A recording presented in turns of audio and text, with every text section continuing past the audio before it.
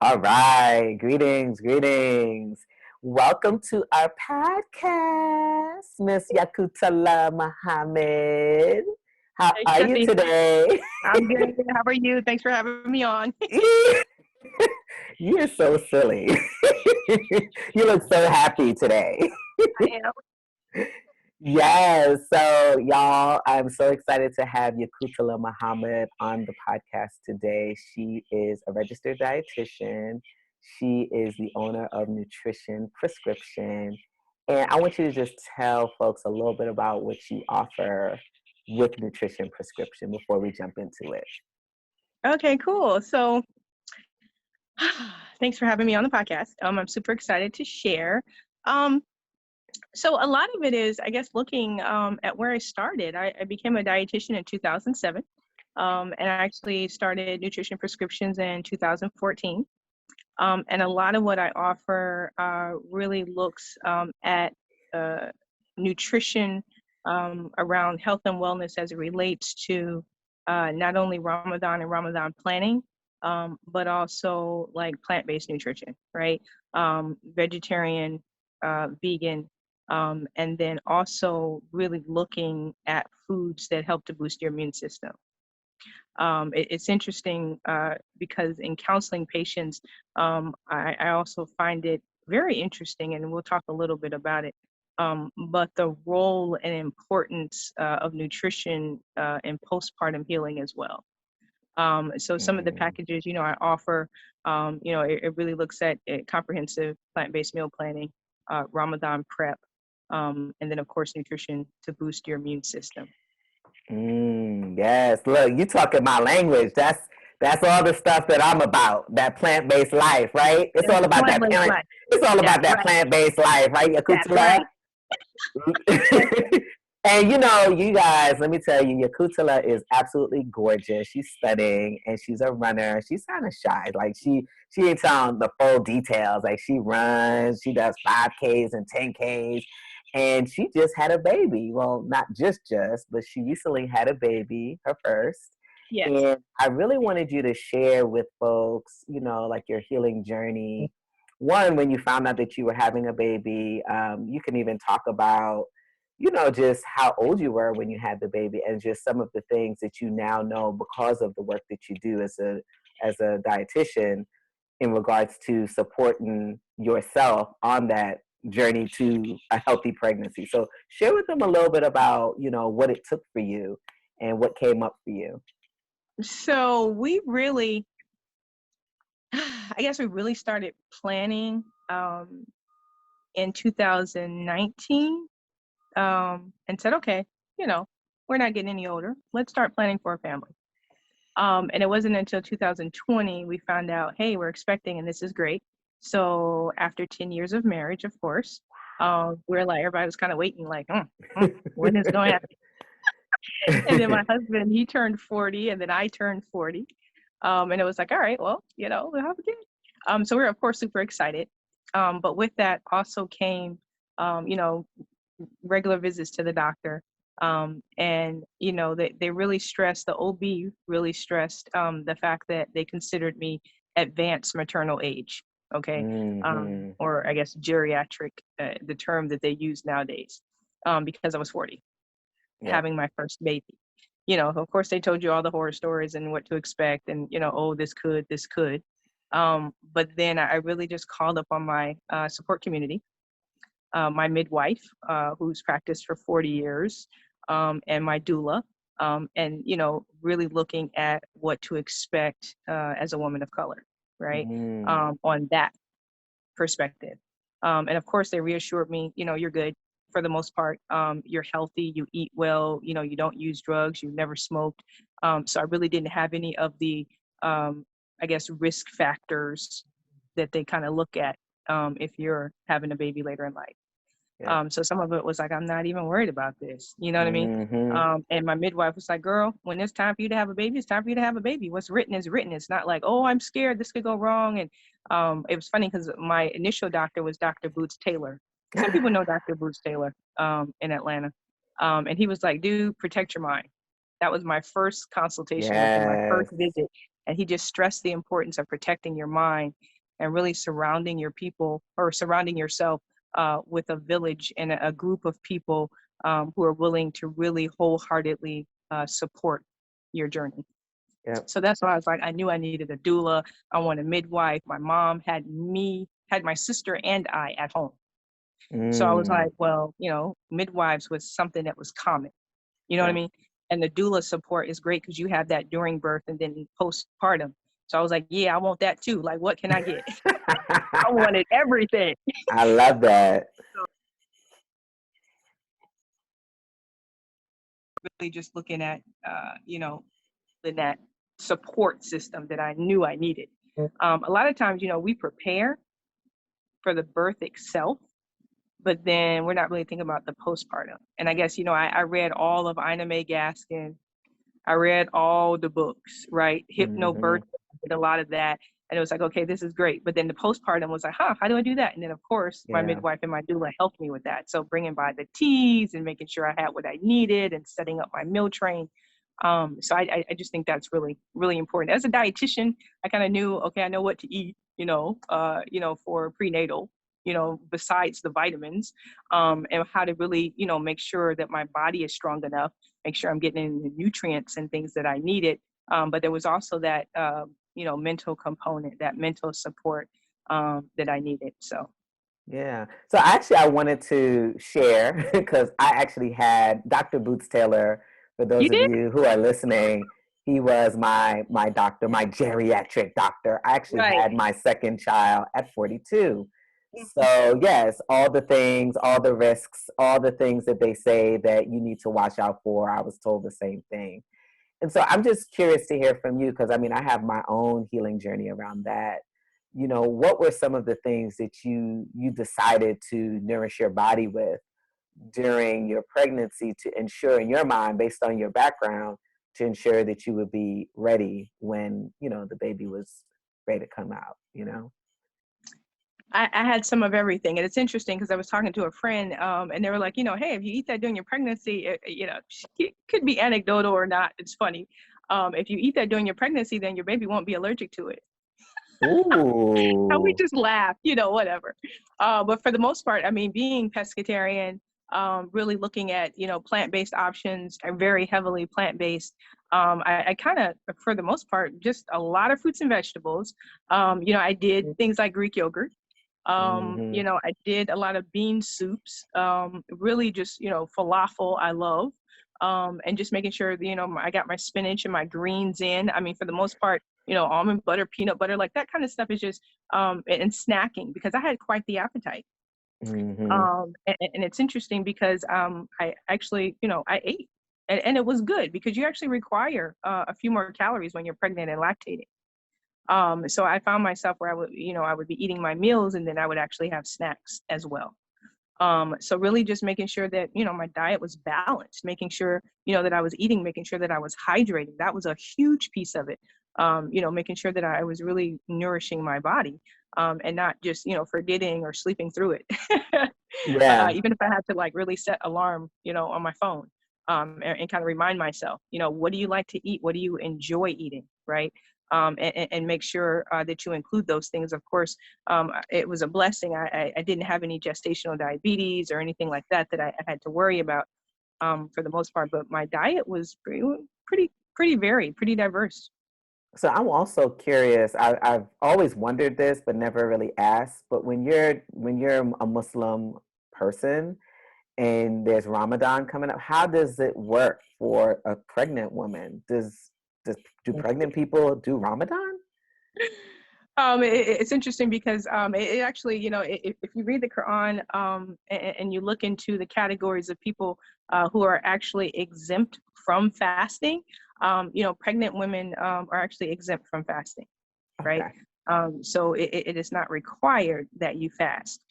So instead of fasting, you can do what they call fidya, and it's like giving, helping people like break fast, or giving to the poor, or giving some type of charity in lieu of fasting. So that's that's one exemption that you have as a pregnant woman. Okay, I didn't know that. Well, thank you, because I'm often thinking like, gosh, when you're pregnant, you're so hungry. So how in the world would you deal with Ramadan for 30 days? So thank you for clarifying that, because I had And no there's a lot clue. of mercy in that. We believe that Allah is merciful. Mm. So He doesn't task you or burden you with a burden greater than you can bear. So that's a blessing. Oh yeah, that is a blessing. So I also wanted to know, you talk a little bit about when you and I kind of shared offline some of the challenges after. So we're so determined to get our bodies ready for birth, and then I want you to talk a little bit about the healing process for you after you had your son. So what was that for you? And yeah. Mind blowing. It's interesting because being the first baby, I was like, you know what? I knew I wanted a natural birth. I kind of prepared my mind for a natural birth, and that was great.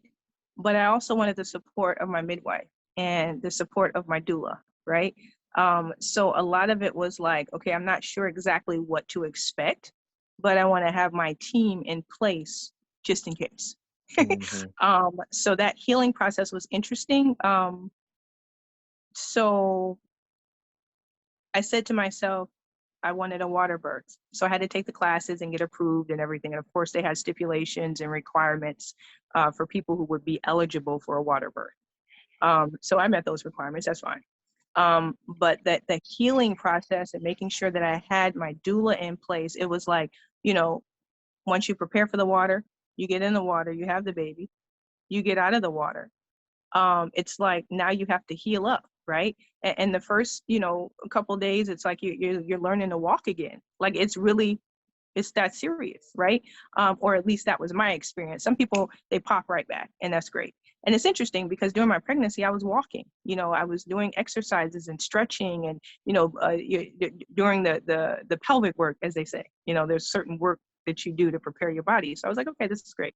But that journey of healing was interesting because I mean, my doula, she really helped out bringing teas and soups and, things like that to the hospital, and then making sure I had what I needed at home and setting up the meal train so I didn't have to cook really for the first month. That was awesome. Right.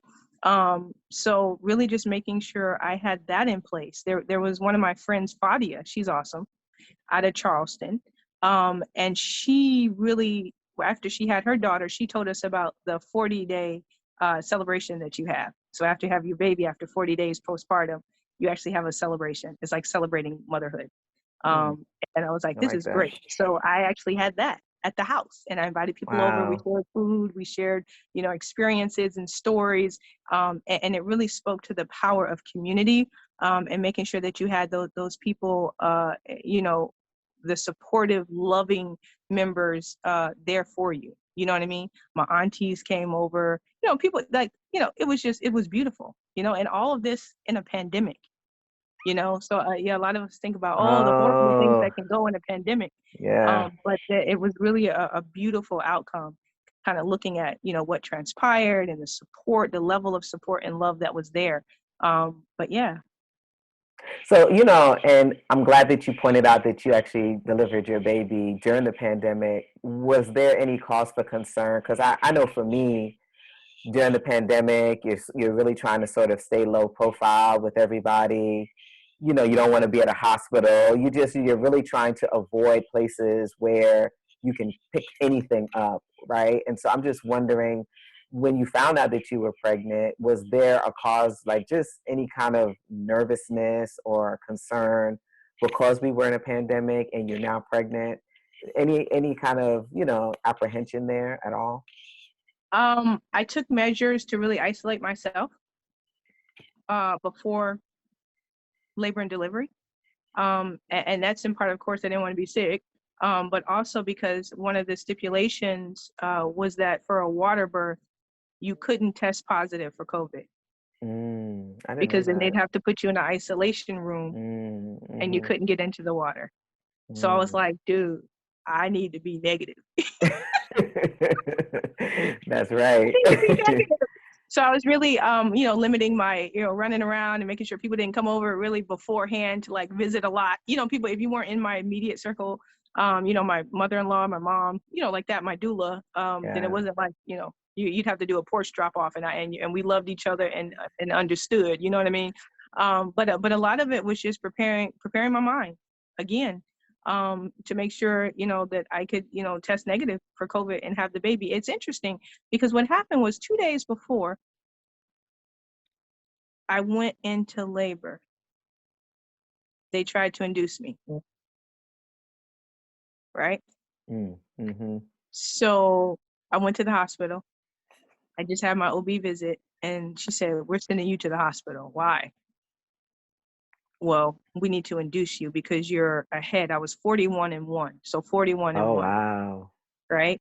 And we were joking. We are like, he just needed a little more time. That's all. He just needed a little more time. It's a little boy. And so we are like, okay, because we didn't do a gender reveal. So we knew it, we felt it was a little boy. So when I went in and they said, well, we need to run some tests to see, again, because there's certain things they can't do in the office that they can do at the hospital. So they ran the test, everything came back, heart rate was great, we're strong. They really didn't have any grounds to induce me. Mm. But what they did was when we came in is they tested me and I tested negative. So I'm negative. So they said, if you come back and deliver within 2 days, we don't have to retest you. Okay. Yes. So when I came back to deliver, they're like, oh, that's Miss Muhammad.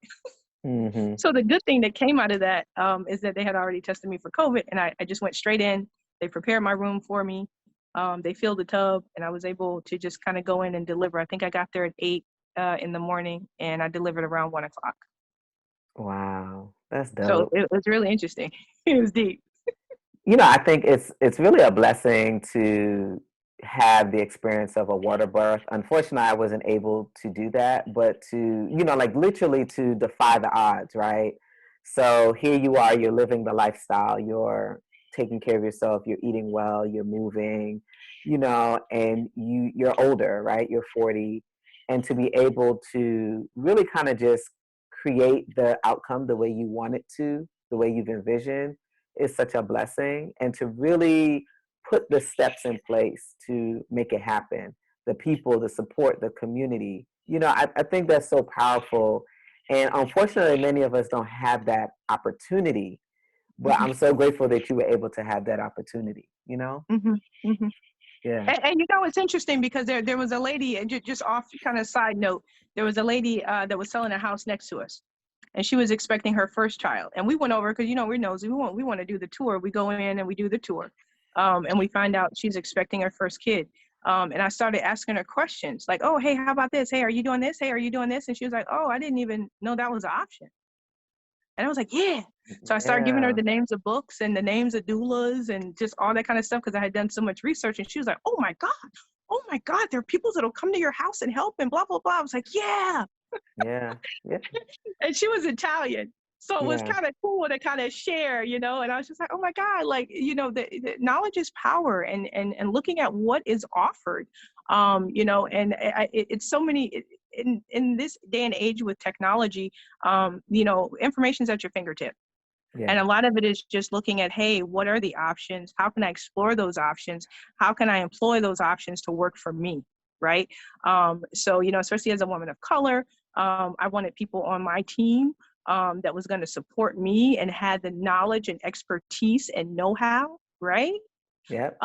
So that was just really important to me. Well, it's so interesting that you talk about just being a woman of color. I think about when I first found out that I was pregnant, and I went to the doctor, the different physicians that I went to visit, they were like, your first pregnancy was a cesarean. You need to have a cesarean for the second one, or we're not going to see you. And Exactly. I'm so grateful that I spoke to, a good friend of mine who's a physician. She was just like, look, you're going to get cut regardless. If they want to cut you, they're going to cut you. Do not let that be your only option. Mm-hmm. There's someone in the state of Georgia that will see you, that will work with you. And so really helping me to take my power back Mm-hmm. as a pregnant woman, and let me know that things are going to happen, but you absolutely can control the outcome by the things that you do leading up to this birth, Absolutely. i.e., the things you're eating, the things you're thinking about, the people that's around you, the support system that you're developing, the support Absolutely. system that you have afterwards, right? And Absolutely. so, for those of you who are listening out there, don't, if you're pregnant and you're just, worried about just what it's going to be like, sure, you might have some challenge that you're working through, but know that you have a support system. You have people that you can bring into your community, your personal community, that can help you along the way, that can help you during the process. And then when you actually deliver the baby, that can continue the journey with you to heal you Absolutely. up, right? So I want you to talk a little bit more about some of the things that you said that you couldn't walk. Like what happened? Why couldn't you walk? Was that just a product of just, what was it? There was some, I guess, pelvic strengthening work. All right. So trying to do Mm, that, trying to keep up with that. If you do, I read that if you do that really well, then it's easier to bounce back. Right. A lot of it was also really just looking at being consistent and walking. So walking was okay. I could do that, but I wasn't into my, 6th, 7th, 8th month. Of course, I wasn't running. It was more like 15, 30-minute walk, and that's fine. But really just looking at, it's your body goes through that process of having birth. You know what I mean? yeah. And then being able to really just look at what recuperation looks like. Like initially they helped me out of the water and they're like, hey, you got to get over to the bed. And I was like, I got to get over to the bed. Yeah. Like, I was just in a totally different headspace. You want me to climb up out of the tub and step on this little ladder and then go over to the bed and lay down. Yeah. I Yeah. mean, just it was step by step, right? Take it Yeah. step by step. So they helped me up. They did that. I did require stitches, right? Mm-hmm. So Mm-hmm. healing up from that. And then just, I stayed in the hospital, I guess 2 or 3 days after birth, right? So they wanted to make sure that I cleared, what was it? I think it was, what was it called? Um, I don't remember the name of it now, but it was some type of strep. So they Oh, gave me okay. antibiotics for that, and they wanted to make sure I cleared that before I left the hospital. Okay, I understood that. But after that, it was like, okay, I mean, I can walk again. You bounce back. Your body is built to bounce back, so that's fine. But then when I got home, you have the sitz bath. You're making sure that you're doing your exercises. Things like that, stretching, and really just being patient with yourself, right? And asking for help. So a Mm-hmm. lot of it is also as women not being afraid to ask for help. Yeah. I think No, that's a that's big true. That's really good. And for those of you who are listening, some people might say, well, what's a sitz bath? A sitz bath is a bath of herbs that you sit in. You literally just soak one. So in you just soak in that bath so that it beautiful. can help to heal Absolutely. your womb, right? Heal your body, so that you can begin the strengthening process of that area, that womb area. So yes, I That was remember those awesome. I days. said, this is great. And then my teas and they were talking about, hey, there's certain teas and making sure that you get your milk production up. Of course, the first few days or weeks, yeah, it's not as much, but it builds over time. And so really just looking at that, and I had aunties bring me things over, and tea combinations and things like that to help with my milk combination or my milk production. So really just looking at that too. That was great. Yes. So I'm curious, now that you have a baby, how would you say, like, has life changed for you in regards to you being able to take care of yourself and keep things up? Because life after you have a child, just in terms of priorities, responsibilities, just all of that, have things changed for you? What does life look like for you? Things have definitely changed. A lot of it is really thinking ahead and scheduling, being able to schedule things. Like before, it was like, bah, pop up Saturday morning, go running, right? Yeah. Now I'm like, okay, if I pop up, I'll go running for the first 2 hours. I need to coordinate schedules with my husband so that when I get back, he can run his errands. You see what I'm saying? Yeah. Unless, you know, my mother-in-law is in town and she can keep the baby. And then drawing on support from other moms. And it's funny because I had a therapy session last week. And my therapist was like, yeah, you guys need to join like the a mommy community and get some more moms on board so you can watch their kids and they can watch your kid. But then I'm kind of like, I'm super like type A OCD when it comes to the kid. So I wouldn't just leave him with anybody, of Right. course. Yeah. So I'm kind of like, unless you can come over to the house and keep him, I'm not dropping him off anywhere, not at Yeah. this young age. Yeah. Yeah. So really a lot of, you know, really the thought process and really thinking about, okay, if I need to do this, I need to plan ahead for childcare. I need to determine whether or not I can take him with me, right? Yeah. I volunteered with a running event with the Atlanta Track Club, the Jerome Scales run. And I volunteered, and when we got out in the morning, it was below 30 degrees. So we knew it was going to be cold. So we were like, well, we're not going to take the baby out in this cold weather. So hubby stayed with baby and I was able to run and volunteer. But a lot of it is just really looking at realistically what you're going to do, because it's not just you anymore, it's the baby too. So of course you got things you want to consider and weigh and kind of see, you know, what's a good idea, what's not when it comes to the kid.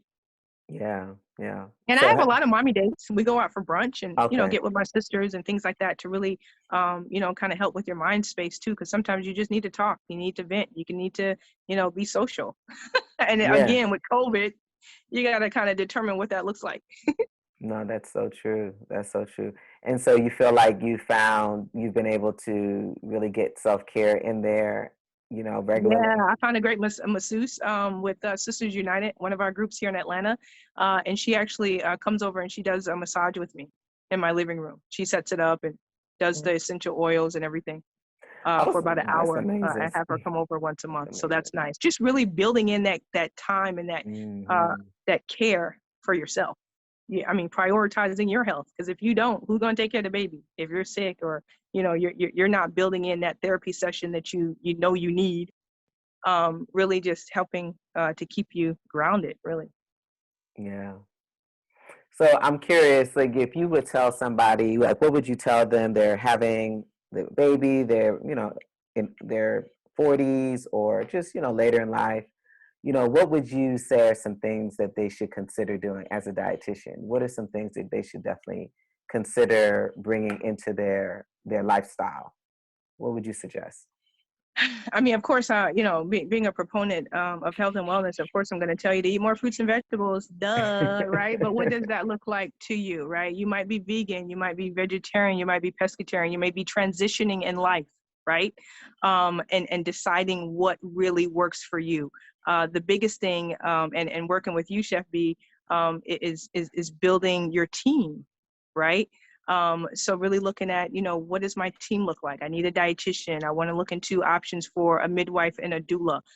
You know, how am I hydrating? Right? Yes, that's important. What do my Hmm. meals look like? What do I need going into a pregnancy? How can I prepare for that? And then making sure, you know, you do your research, do your due diligence, reach out. There's so many resources in the community that you can draw upon to help you out. I literally, you know, looked up doulas. We have one, of course, and we have several in our community. But I actually just followed a few on Instagram. One of my friends, Latoya, she's Doula View, and she's an Hmm. awesome doula. And I got tips from her. And then just following her page, I was able to see other doulas and just really surround myself with positive stories. You know what I mean? Yes. Like, oh, so and so did that. Oh, so and so had a VBAC. What? Yes. And what that process looks like. I never the first pregnancy, so of course I didn't do a VBAC, Right. but I was like, that's something that's actually possible. And then hearing and seeing it being a reality is powerful. You know what I mean? Hmm. Oh, Things you yeah. thought, oh, it wasn't a possibility, it actually is a possibility.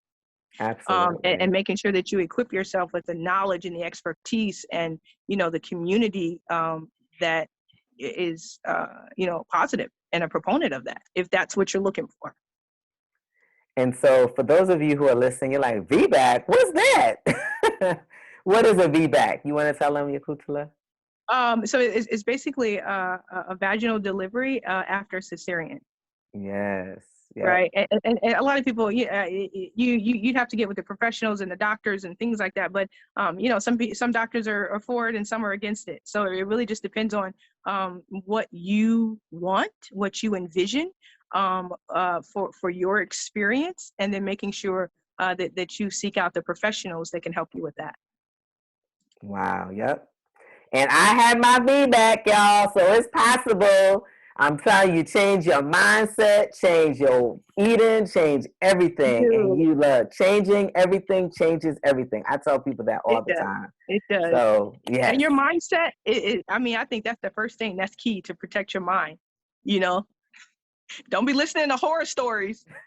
It's like, why do people want to tell you their pregnancy horror story anyway? Like, keep that thing to Right. Like, I don't yourself. want to hear it. I Nope. don't want I'm to hear done. Don't that. want to hear it. Please don't share that. I don't want to know about your pregnancy horror story. You keep that thing to yourself because we want beautiful birth outcomes for everyone, and particularly women of color, because we know Oh my that disproportionately women of color, when they are pregnant, particularly if they're in their 30s, 40s, folks are losing their children, they're losing their life because Yeah, there's not as much advocacy for their births that's the thing. as The other advocacy women. and the Yeah, support. Exactly. absolutely. That's right. So I don't want to hear your bad birth story. Keep that thing to yourself, y'all. Okay? Keep it to yourself. I might decide I want to have a baby at 55. I want to believe that I can do it. She said, "I want to believe I can do it. Believe it." That's right. I'm going to believe that I can do that thing, So, all right. As we wrap up, thank you so much for being on here and sharing your story. Absolutely incredible. So tell folks how they can connect with you and what are some of the things that's coming up for you. Oh man. Okay. So you can connect with me on Facebook, Nutrition Prescriptions LLC. You can connect with me on Instagram, RDN Resilient RDN NutriScripts. And you just follow my page. All my information is my link in bio. Ramadan is coming up. Starts, I believe, April 2nd. So Yes. a little over 2 months for that. So I have a really great course coming up to get us prepared for Ramadan. It's a 6-week course. Ramadan Reset. We're going to be sharing some fantastic resources once a week. Starts February 16th. And then, we have some other programs planned that we'll definitely keep you posted about. Ooh, I'm excited. All right. Wonderful, wonderful, wonderful. Thank you so much for being here with us. And Thank you for inviting me. yes, of course. Anytime, my love. All right. Yeah, We'll talk to I look you forward to working with you soon. guys. Thank you.